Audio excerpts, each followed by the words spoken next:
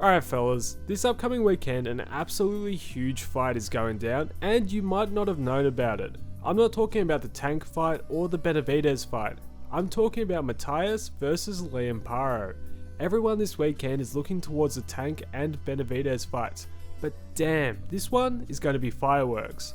Matias, the boogeyman of the division, an absolutely brutal boxer, versus Liam Paro, the highly talented, undefeated Aussie, who is chasing greatness.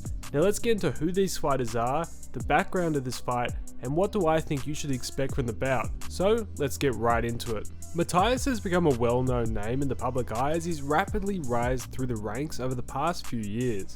Hailing from Puerto Rico, he debuted in 2015 and made a name for himself through his aggressive fighting style and his powerful string of KO victories. Some of his key fights which led him to this point include his 2019 bout against Maxim Dadashev.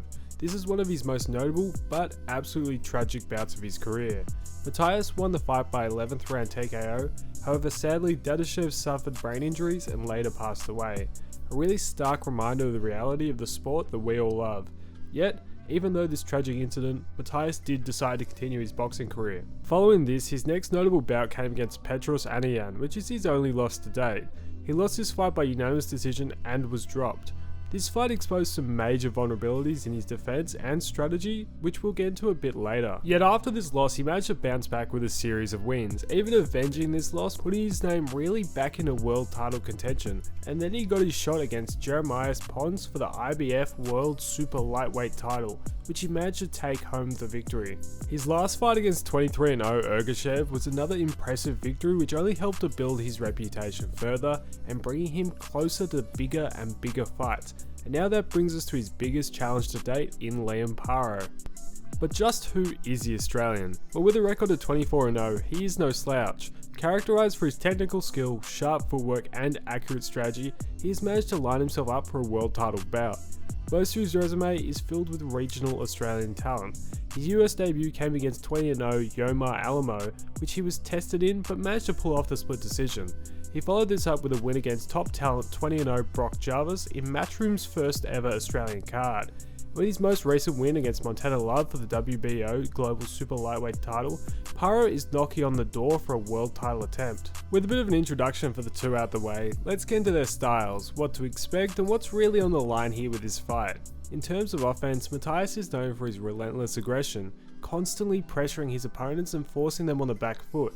And of course, he's known for that punching power, with his power wearing down almost all of his opponents. He thrives in close range combat, trapping opponents against the ropes and letting go a flurry of punches. Whilst Parro, he's a technical boxer, known for his technical skills and known for using his high boxing IQ to outmaneuver and outthink his opponents. He's a versatile boxer who can box slick whilst also possessing the ability to brawl.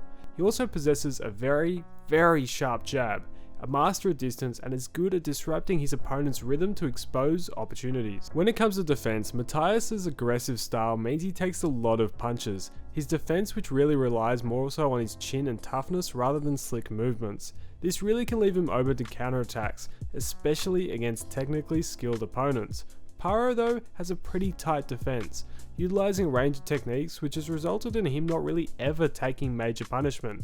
His ring IQ also heightens that level of defense. In terms of paths to victory, if Matias can close that distance and trap Parro in a close quarters battle, his power and relentless pressure probably will lead to a stoppage. Whilst for Parro, his path mainly involves utilising his technical skills to simply outbox Matias. If he can avoid Matias's power and effectively counter, he can bank up enough rounds to take home a points victory, or even potentially force a late stoppage if Matias becomes frustrated or reckless. So, what's on the line? Of course, the IBF Super Lightweight title is on the line, but what else?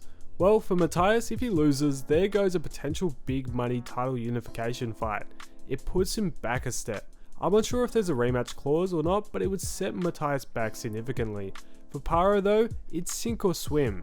He either makes his name known and really announces himself on the scene, or he goes back home and has to start the climb up again. Yet, only time will tell. This matchup really is the classic matchup of power versus precision. Matias's aggressive power punching contrasting with Parro's technical, strategic approach. Who do I think will win this fight? I could be very wrong here, but I'm going to back the fellow Australian in Liam Paro. I think he'll be able to evade the power and take it home on points. Yet, I could be very wrong. I think that's all you need to know to prepare yourself for this monster clash this weekend. Later in the week, of course, I'm going to be looking into the Tank and Benavidez fights, so make sure you tune in for that. Yet now, I want to hear your thoughts on Matias, Parro, and this bout down below. Also, if you've never heard of me before, my name is Cloister, and I make boxing content to help keep you updated and informed.